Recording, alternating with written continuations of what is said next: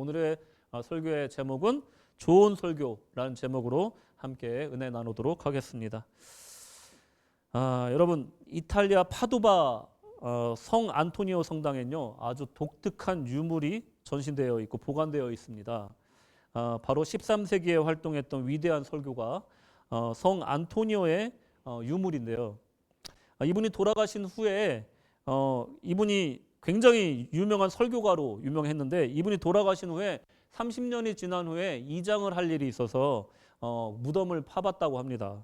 그랬더니 그분의 이 턱뼈와 그리고 혀가 그대로 보존되어 있는 걸 발견하고 저렇게 유물을 보관할 수 있는 유물을 만들었다고 해요. 어디 있을까요? 보시면 아시겠죠? 어떻게 보면 무슨 영화에 나오는 캐릭터 같기도 하고요. 근데 자세히 보면요, 실제로 사람의 혀와 턱뼈가 지금 저렇게 있습니다.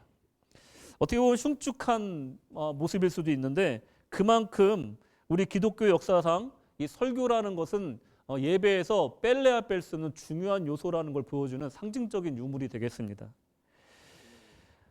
우리 인생에, 우리 신앙생활에 있어서 이 설교라는 것은 정말로 중요합니다. 또 저도 지금 설교를 하고 있지만 언제나 두렵고 떨리는 마음으로 이 강단에 섭니다. 성도는 누구나 좋은 설교를 듣고 싶습니다. 목회자는 누구나 좋은 설교를 하고 싶습니다. 좋은 설교는 우리 신앙을 성장시키고 많은 유익이 있기 때문에 그렇습니다. 좋은 설교를 듣기 위해서 우리는 어떻게 해야 할까?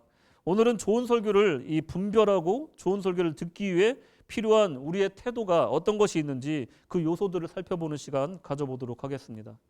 첫째로 좋은 설교의 세 가지 기준에 대해서 좀 나눠보겠는데요.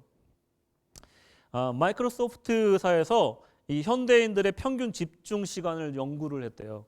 그러니까 얼마나 집중을 어느 시간까지 할 수 있는가, 이거를 했다고 하는데, 여러분 얼마나 될 것 같습니까? 우리가 집중할 수 있는 시간 한 번에 15분. 그렇죠. 예, 그 굉장히 오래된 연구 결과죠. 그거 15분은. 최근 연구 결과는 얼마인 줄 아십니까? 8초라고. 8초. 쇼츠 시대가 릴 시대가 와가지고 우리가 그 짧은 1분짜리를 보면서도 넘기잖아요. 그러니까 8초가 평균이라고 합니다. 그래서 궁금해서 또 찾아봤더니 군붕어는 얼마나 되는가 찾아봤어요. 그러니까 보통 기억력이 없는 사람은 우리가 닭의 머리나 아니면 군붕어로 비유를 하잖아요. 그러니까 군붕어가 얼마나 집중할 수 있는가 봤더니 9초라고 합니다. 9초. 무슨 말이냐? 사람이 이 금붕어보다 더 집중하는 시간이 1초가 짧았던 거예요. 이런 시대에 우리가 살고 있는 겁니다.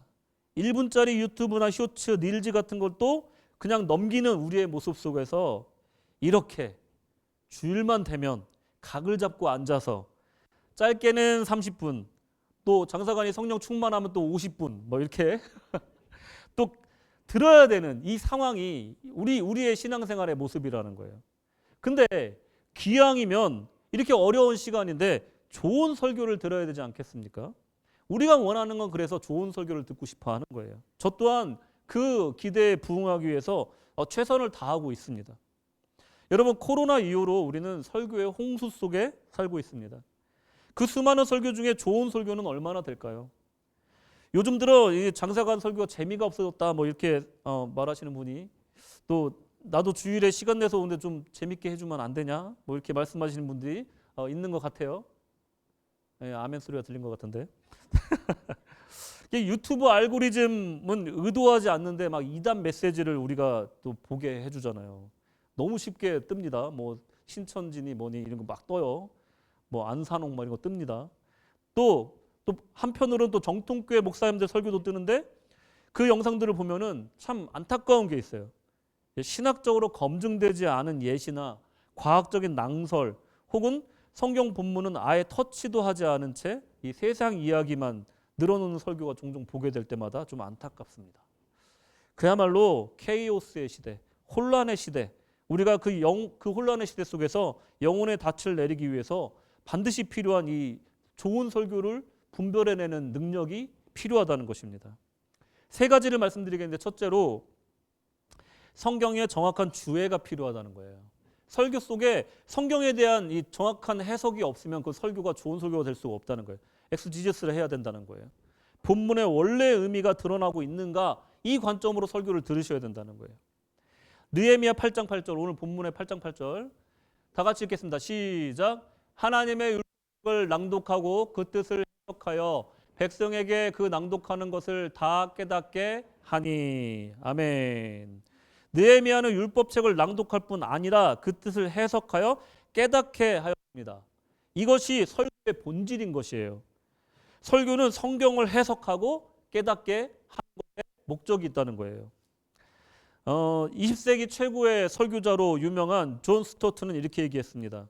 성경 본문이 원래 무엇을 말했는지 알기 전까지는 그것이 오늘날 무엇을 말하는지 절대로 알 수가 없다라고 얘기를 했어요. 다시, 성경 본문이 원래 무엇을 말하는지 알기 전까지는 그것이 오늘날 무엇을 말하는지 결코 알 수 없다라고 얘기를 했어요. 이 20세기 복음주의 그 설교로 유명한 이 존 스토트가 얘기한 것엔 굉장한 통찰이 있습니다. 그 설교자는 성경이 고대 세계와 오늘날의 현대 세계를 이어주는 이 다리 역할을 한다. 이 설교자를 그렇게 평가하지만 이 다리 역할을 하기 전에 이미 우리는 성경에 대한 정확한 해석을 갖고 있어야 그것을 좋은 설교라고 할 수 있다는 것입니다. 좋은 설교는 세상 유행어나 설교자의 개인적인 주장을 증명하는 것에 성경을 소모하지 않습니다. 설교자는 철저한 주의를 통해 성경 본문이 원래 말하고자 하는 하나님의 뜻을 먼저 발견하는 데 집중합니다. 그리고 그분의 뜻이 나의 생각이나 청중의 기대와 다를지라도 자기의 생각을 내려놓고 가감없이 이 전하는 선지자적 책임을 다해야 된다는 거예요.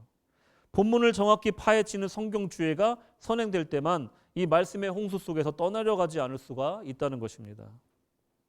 우리가 이 설교를 들을 때도 마찬가지예요. 설교하는 저도 이것을 중심으로, 말씀을 중심으로, 말씀의 해석을 중심으로 설교를 준비해야 되지만 설교를 듣는 우리들도 마찬가지라는 거예요. 이 설교 말씀이 전하고자 하는 하나님의 말씀은 어떤 말씀인가 관심을 가져야 돼요.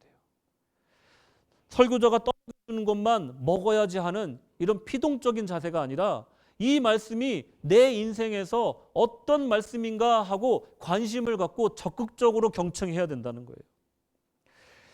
그런 자세로 따라가야 된다는 것입니다. 가장 좋은 예가 있습니다. 사도행전에 나오는데 우리 성경에서 가장 고상한 사람들, 고상한 성도들을 표현할 때 베레아 교인이라는 얘기를 많이 해요. 이 베레아 교인은 성경에서 유명한 이 고상한 성도들의 상징과도 같은 분들입니다.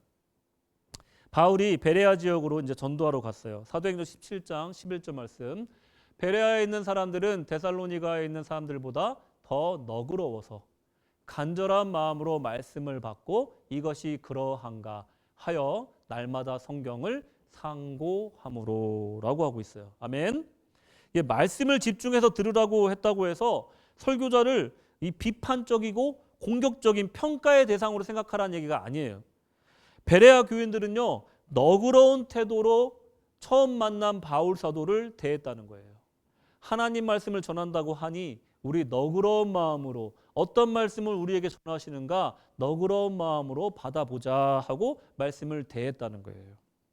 어떤 지식적으로 이성적으로 그것을 판단하려 하는 것이 아니라 하나님의 말씀 자체로 받았다는 거예요. 너그러운 태도로. 그 다음에 간절한 마음으로 말씀을 대했다는 거예요. 간절한 마음으로. 나 다 알아.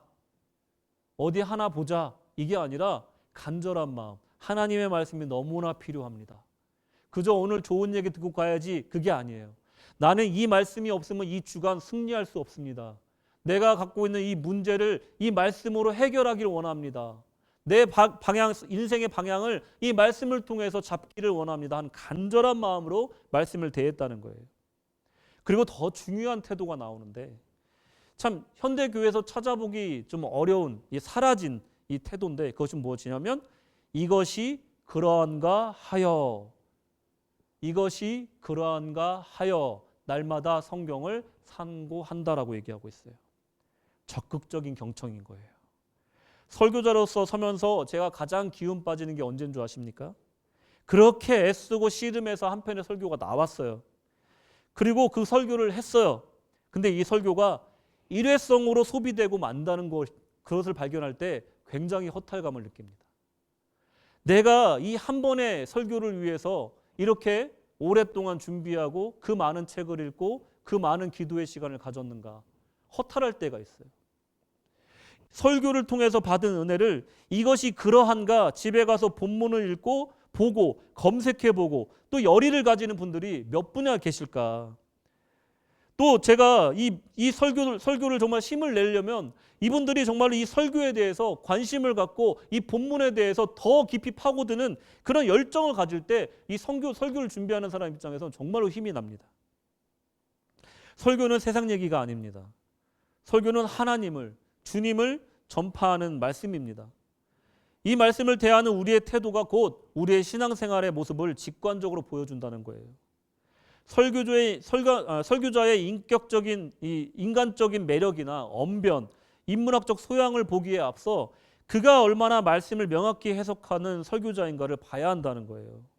듣는 이들도 성경을 정확하고 깊이 있게 알기 원하고 적극적인 자세로 탐구하고 적극적으로 경청해야 된다는 것입니다. 여러분, 진정한 교제는요, 바로 이런 곳에서 오는 거예요. 내가 집에 가서 말씀을 오늘 들었는데 집에 가서 말씀을 한번 읽어보는 거예요. 느헤미야 말씀, 사도행전 말씀, 베레아 교인들이 참 고상한 성도들이라고 하는데 참 본받고 싶다 하여서 사도행전을 앞뒤로 다 읽어보고, 그러고 또 궁금한 점이 있으면 그 다음 주에 와서 사가님, 제가 사도행전과 느헤미야를 읽어봤는데 이러저러한 부분이 아직까지 좀 의문으로 남습니다. 사가님 어떻게 설명을 해주실 수 있을까요? 하면 너무나 저는 기쁠 것 같아요.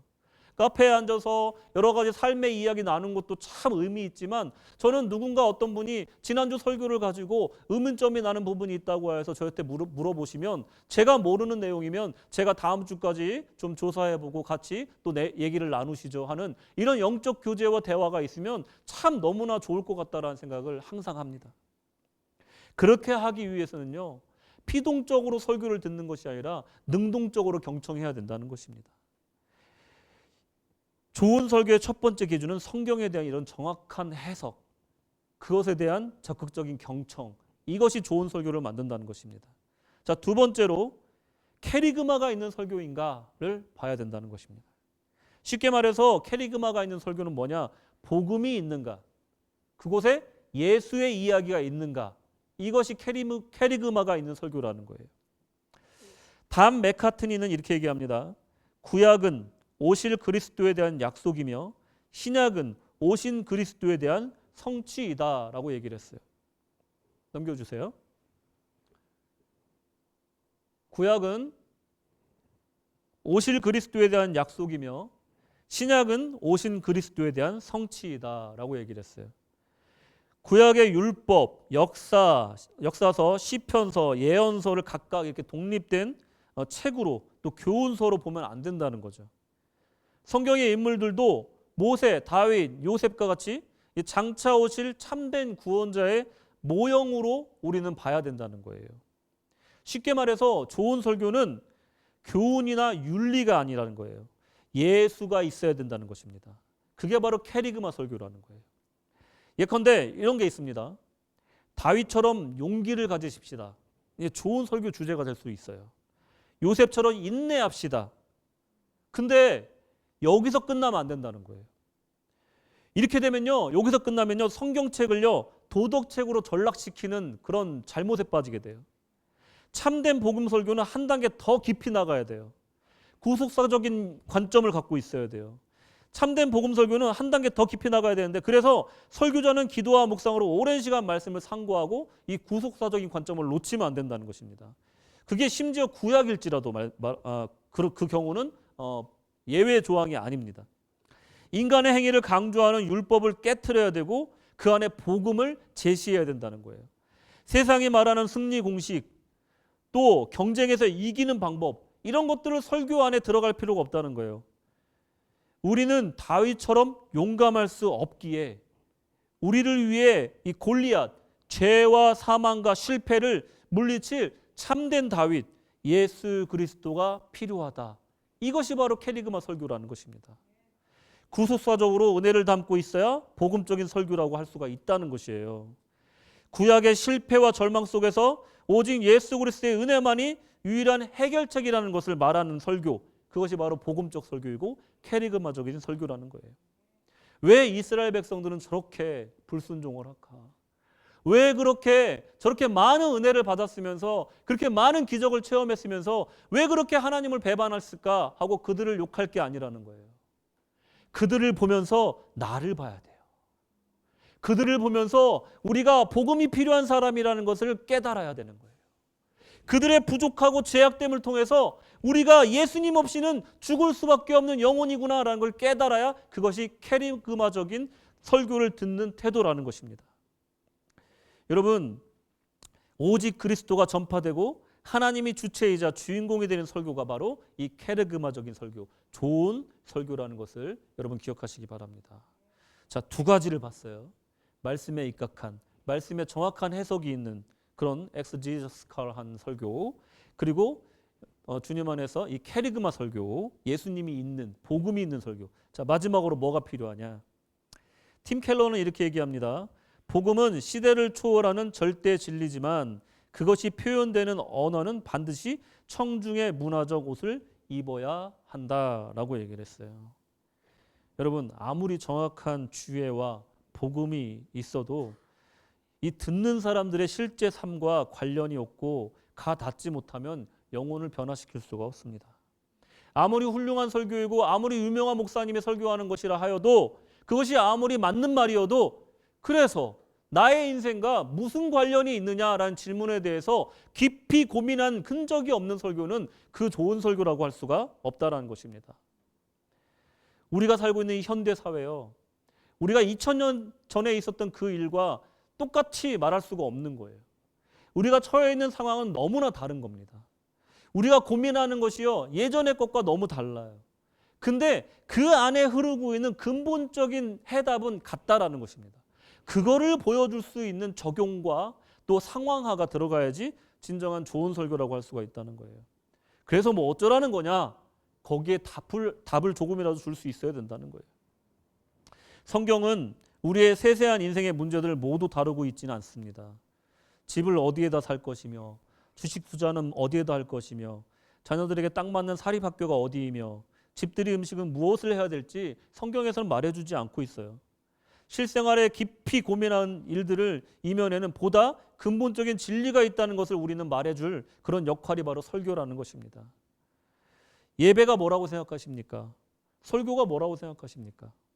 제가 생각하는 예배와 설교는 항상 저는 이렇게 말씀을 드립니다. 내 눈이 아닌 하나님의 눈으로 내 인생을 바라보는 시간이다라고 말씀을 드려요. 그 예를 제일 잘 들어주는 것이 바로 베드로가 예수님을 만나는 장면입니다.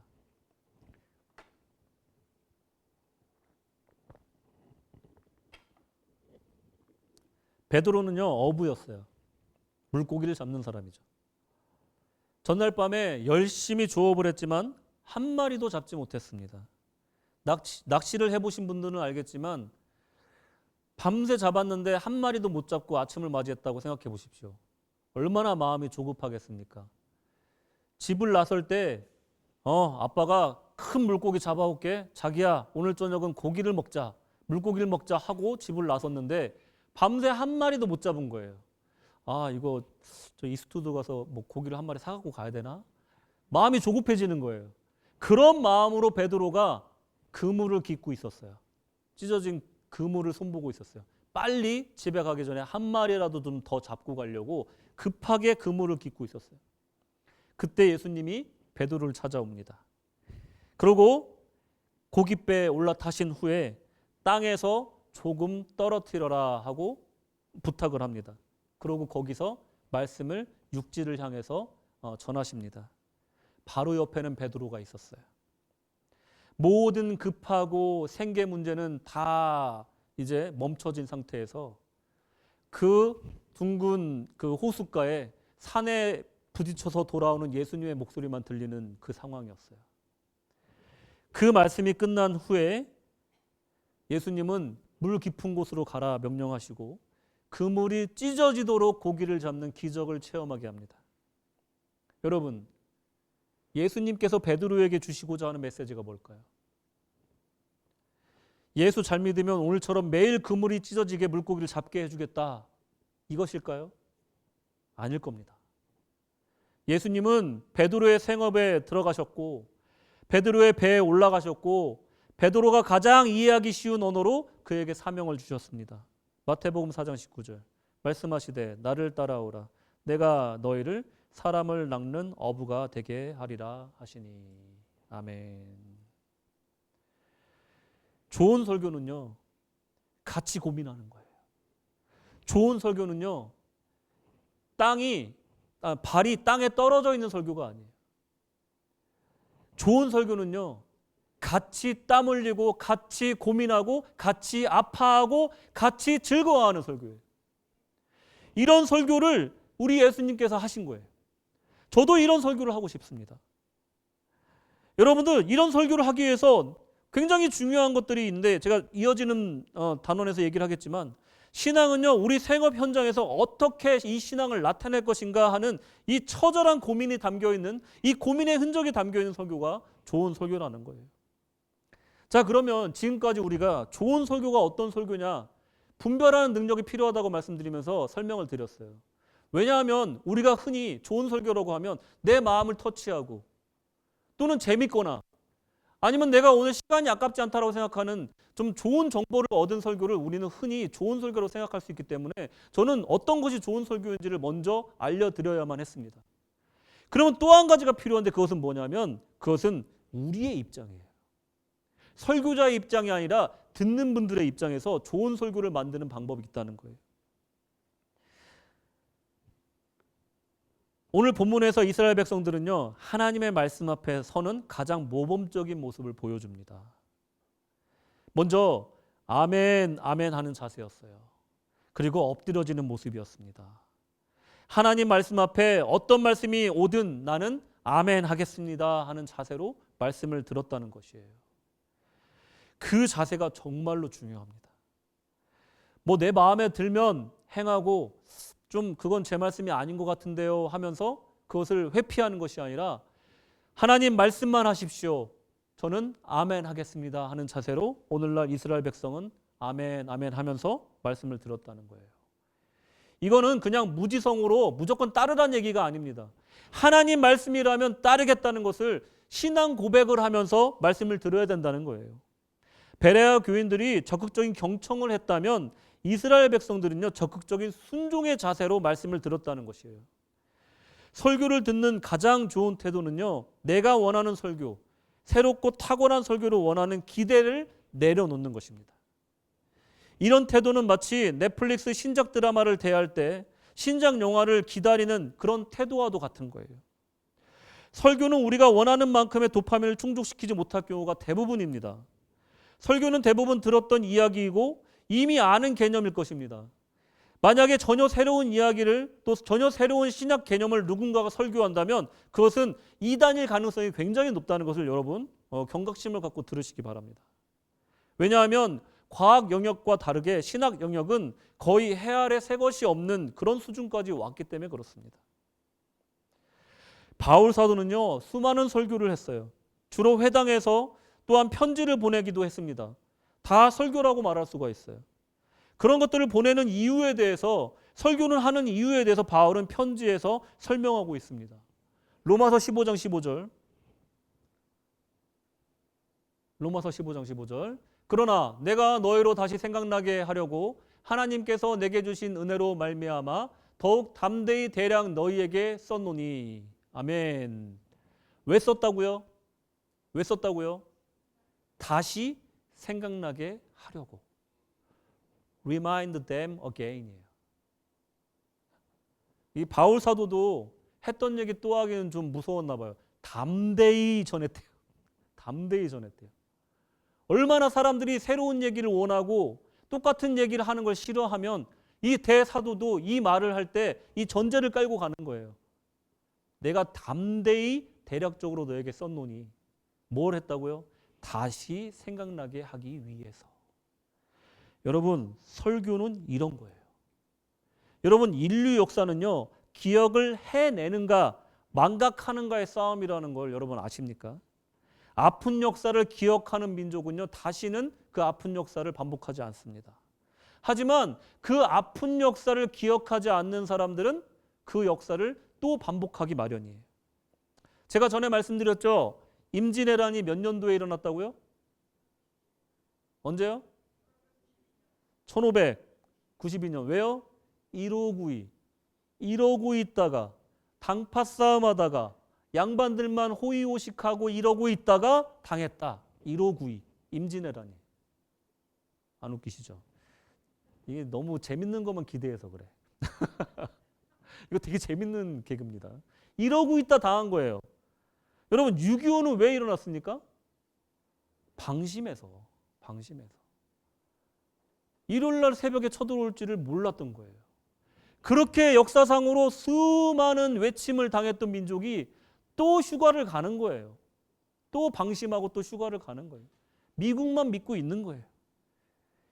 이 정도면 망각은 죄입니다. 망각하는 건 죄예요. 하나님의 은혜를 잊어버리는 건 죄인 거예요. 구약의 이스라엘 백성들은 늘 그랬습니다. 반복했습니다. 놀라운 기적을 경험하고도 돌아서며 원망했습니다. 잊어버렸다는 거예요. 그래서 하나님께서는 끊임없이 무언가를 세우고 기록하고 다시 생각나게 하셨습니다.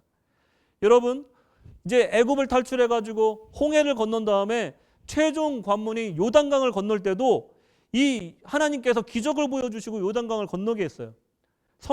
이 말씀궤가 지나갈 때 요단강이 갈라졌어요. 여호수아서 4장 6절 7절을 보시면 이것이 너희 중에 표징이 되리라. 후일에 너희 자손들이 물어 이르되 이 돌들은 무슨 뜻이냐 하거든 그들에게 이르기를 요단물이 여호와의 언약궤 앞에서 끊어졌나니 곧 언약궤가 요단을 건널 때에 요단물이 끊어졌으므로 이 돌들이 이스라엘 자손에게 영원히 기념이 되리라 하라 하니라. 아멘. 후손들을 위해서 12개의 비석을 세워서 이 역사를 기억하게 한 거예요. 증표로 삼은 거예요. 할아버지 할머니들은 교회 열심히 다녔대. 근데 손주들은 교회를 안 다녀. 왜 그렇습니까? 신앙의 증표를 전달하지 않았기 때문에 그래요. 안 보여줘서 그래요. 데리고 교회를 안 나갔기 때문에 그런 겁니다. 부모님들은 집사고 권사고 뭐 부교님고 정교님이래. 근데 자식들이 교회를 안 나가. 왜 그래요? 증표를 안 보여줬기 때문에 그런 겁니다. 신앙은요, 증표를 보여주는 거예요. 하나님은 이런 분이야. 아빠의 인생 속에서 이러이러한 어려운 일이 있었는데 하나님이 그때마다 이렇게 도와주셨어. 아이들에게 간증하셔야 되는 거예요. 나는 하나님 없이 살 수 없는 존재야. 왜 그러냐면 아빠가 몇 살 때 이러이러한 일이 있었어. 그때 하나님께 기도했더니 이렇게 응답해 줬단다. 하나님은 살아계신다. 아이들에게 간증하는 것이 바로 이 신앙의 증표라는 거예요. 증표라는 거예요. 내가 너무 힘들어. 고난 중에 있어. 세상에 나 혼자 있는 것 같아. 정말로 아무도 나의 고통을 모르는 것 같아. 그때 주일날 교회를 나와서 설교를 들어봤더니 성령께서 내가 기도할 바를 알지 못할 때조차도 말할 수 없는 탄식으로 나를 위해 기도하신대. 설교 시간에 그렇게 증거가 되는 거예요. 그리고 예수님께서 나의 고통을 그저 모른 척하는 것이 아니라 그냥 말로만 하시는 것이 아니라 직접 체휼하셨대. 내 고난을 체휼하여 주셨대. 같이 고난을 겪어주셨대. 그 말을 들으니 예전에 나와 함께 하셨던 그 하나님이 떠오르는 거예요. 떠오르는 거예요. 그게 바로 설교의 역할입니다. 여러분, 설교는요 바로 이런 목적에서 필요한 거지 새로운 어떤 신박한 아이디어를 전달하는 게 아니에요. 광야 40년 동안에 신실하게 먹이신 하나님을 기억하기 위해서 만나를 항아리에 담아서 대대로 법궤 속에 보관한 이유가 바로 이것이라는 거예요. 여러분, 눈앞에 다른 광야가 닥쳤을 때 우리를 먹이신 하나님을 기억하라 하는 뜻에서 준 것이 바로 이 만나의 항아리라는 것입니다. 여러분, 이것이 바로 설교의 목적이니 우리는 설교에 대해서 인간적인 기대를 내려놔야 됩니다. 설교는 무엇인가 기발하고 새로운 관점과 신학적 업적을 전하는 것이 아닙니다. 배꼽이 빠지게 재미있는 이야기를 하는 것도 아닙니다. 코끝이 찡해지고 눈가가 촉촉해지는 감동적인 스토리를 전하는 것도 아니에요. 설교는 원래 우리가 알던 것들, 이미 알아서 당연하게 여겨서 소홀히 했던 중요한 사실들을 다시 떠오르게 하는 목적이 있다는 것입니다. 그래서 설교가 굳이 재밌을 필요가 없는 거예요. 기대하지 마십시오. 그래야 다음에 별거 아닌 것이 재밌습니다. 아까처럼. 신박한 얘기, 눈이 번쩍 띄어지는 자극적인 이야기일 필요도 없습니다. 여러분 그런 거 기대하지 마십시오. 정말로 좋은 설교를 분별할 줄 아는 사람들은요, 당연한 얘기를 듣고 회개하게 되는 것이고 당연한 얘기를 듣고도 감명을 받게 됩니다. 왜 그렇습니까? 저 당연한 얘기가 저 사람은 왜 저렇게 죄를 지었어? 왜 저 이스라엘 백성들은 하나님께 순종하지 않았어라가 아니라 저 모습을 보니 내가 그랬구나 하고 성찰하게 된다는 거예요. 저 모습이 내 모습이구나 하면서 당연한 얘기를 들으면서 회개하게 된다는 거예요. 그게 바로 진정한 좋은 설교를 만드는 좋은 태도라는 것입니다. 베드로 설교가, 여러분 베드로가 설교하였을 때 5천 명이 회심했다는 기록이 나오잖아요. 사도행전에. 베드로의 설교를 잘 한번 읽어보십시오. 베드로의 설교가 탁월하고 위대한 신학과 설교 능력에 감명받아서 이 5천 명이 회심하였습니까? 절대 아닙니다.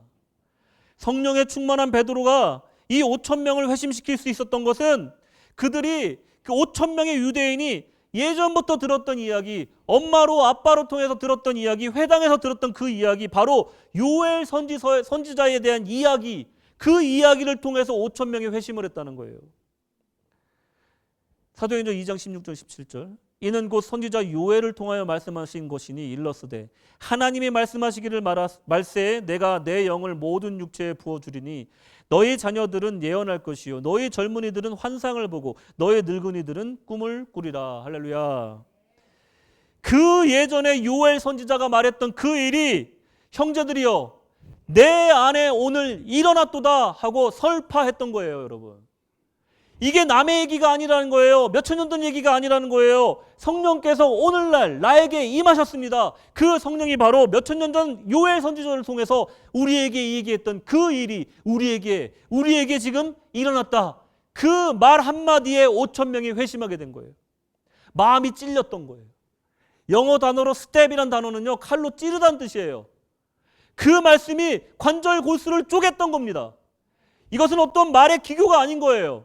그 사람의 어떤 재미있는 이야기가 그들을 감동시킨 게 아닌 것입니다. 요엘 선지서의 얘기가 오늘날 나에게 이루어졌도다 간증하였던 것이에요. 그랬더니 5천 명이 회심하였던 것입니다. 여러분, 베드로의 설교가 강력했던 이유는 바로 여기에 있었던 거예요.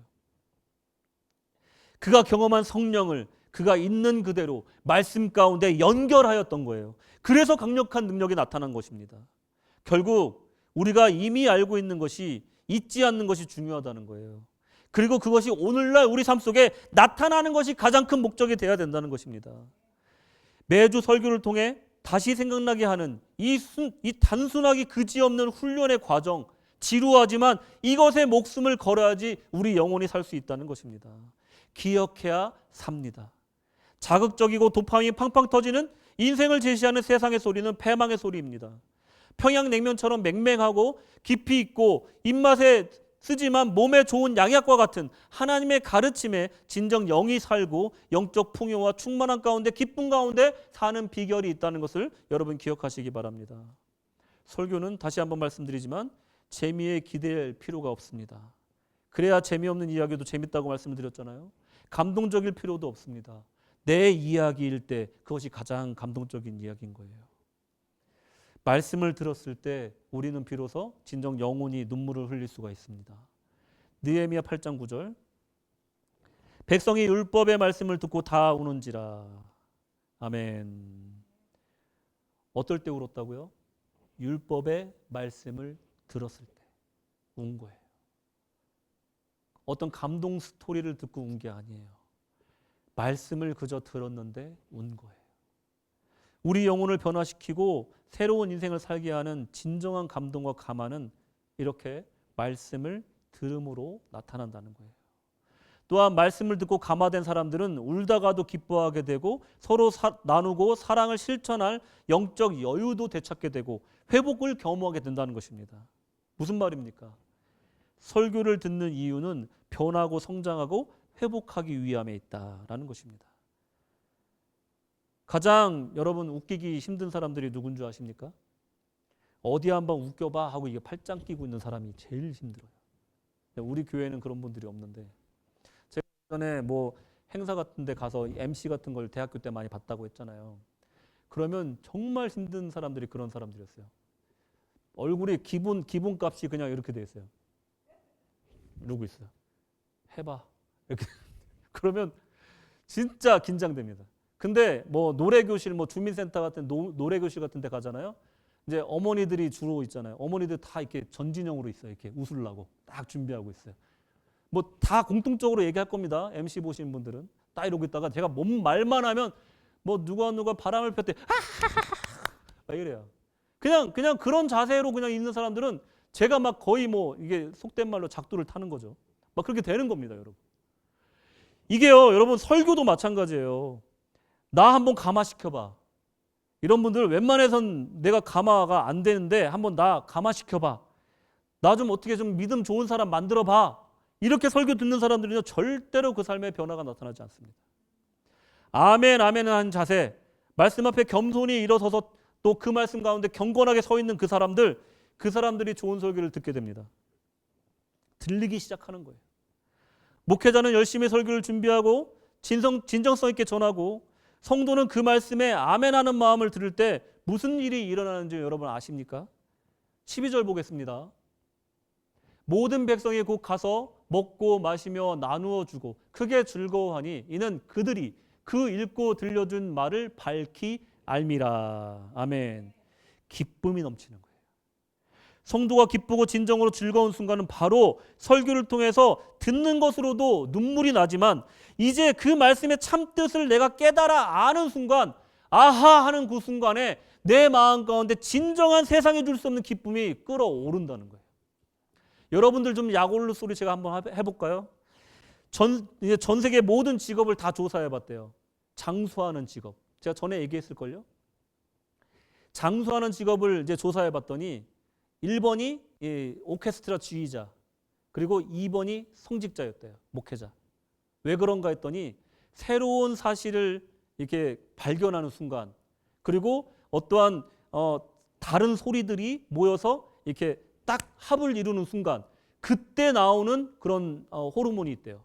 우리 지휘자님, 또 지휘자님 지금 장수하는 지금 직분을 받으신 겁니다. 표정이 별로 안 좋아하는데? 장수 별로 안 오네요? 장수하는 직분을 우리가 받은 거예요. 목회자들도요, 말씀을 준비하다가 무릎을 탁 칠 때가 있어요. 아, 이 말씀에 이런 내용이 담겨 있는 거야? 이야, 하나님이 이렇게 숨겨놓은 이게 꿀송이 같은 뜻이 있구나 하고 발견할 때가 있거든요. 말씀을 준비할 때. 그때 나오는 호르몬이 있대요. 그게 엔돌핀이 뭐 아편의 40배라고 하는데 그거의 400배래요. 그래서 저는 오래 산대요. 그래서 모르겠어요. 근데 그거만큼 스트레스가 많기 때문에 뭐 플러스 마이너스 될 것 같은데, 여러분 말씀을 듣고 깨닫는 순간 여러분들 가운데 이 호르몬이 나오는 거를 기뻐하지 마시고 여러분이 구원이 가까워졌음을 기뻐하시기 바랍니다. 이 백성들이요, 삶의 변화가 일어난 순간이 언제냐면 그 말씀을 듣고 그 말씀에 통해서 깨달아 아는 그 순간에 인생의 새로운 장이 열린다는 거예요. 여러분, 이게 말씀의 능력이고 이 설교를 들어야 되는 이유가 여기 있는 것입니다. 그러고 나서 싸우던 교회도 서로 화목하게 되고요. 인색하고 세상 기업같이 차갑고 딱딱하던 교회도 나누고 함께 먹고 마시는 온정 넘치는 교제가 자연스럽게 나타나게 된다는 거예요. 이래서 교회는 뭐니 해도 말씀이 생동해야 되는 줄로 믿으시기 바랍니다. 자, 지금까지의 말씀을 한번 잘 정리를 해보세요. 말씀을 마치겠습니다. 설교는 결론적으로 청중에게 일시적인 감동을 주거나 재미를 주기 위한 이야기가 아닙니다. 좋은 설교는 뭐냐? 넘겨주세요. 좋은 설교는 뭐냐? 설교자의 선지자적인 열정이 있어야 되고 플러스 성도의 변화와 간증이 있어야 된다는 것입니다. 여러분, 이 장광태 사관이 여러분들과 함께 목회를 하면서 위대한 설교자가 되기를 원하십니까? 몇 분 안 계신. 다시 한번. 이 장광태 사관이 여러분들과 함께 신앙생활하면서 위대한 설교자가 되기를 원하십니까? 그렇다면 말씀에 순종하시기 바랍니다. 여러분들 한 분 한 분이 말씀을 듣고 하나라도 실천할 때 그것이 저에게는 설교의 자산이 되는 것이고 제가 위대한 설교자가 되는 그 발판이 될 것입니다. 여러분들도 좋은 설교를 만드는 동역자라는 것을 기억하시기 바랍니다. 설교자가 아무리 뛰어나도 그 말씀을 듣고 변하는 사람이 한 명도 없다면 그 설교는 허무한 설교가 되는 것입니다. 하지만 제가 너무나 부족하고 그 설교가 형편없더라도 그 설교를 듣고 실천하여서 그 신앙생활 가운데 간증을 만들어내는 성도가 있다면 그 설교는 위대한 설교가 될 줄로 믿습니다. 여러분들은 저의 동역자들입니다. 제가 위대한 설교자가 되기를 원하신다면 여러분들 저를 위해 기도해 주시고 여러분의 삶 속에 이 설교 말씀을 실천하시고 간증으로 만드시기 바랍니다. 그것이 말씀이 육신이 되는 것이고 설교가 나의 삶이 되는 것입니다. 여러분들이 그 삶의 한가운데서 치열하게 순종해 내므로써 이 위대한 순종의 주인공이 되시고 좋은 설교와 이 목회의 동역자가 되시기를 주님의 이름으로 간절히 축원합니다. 아멘.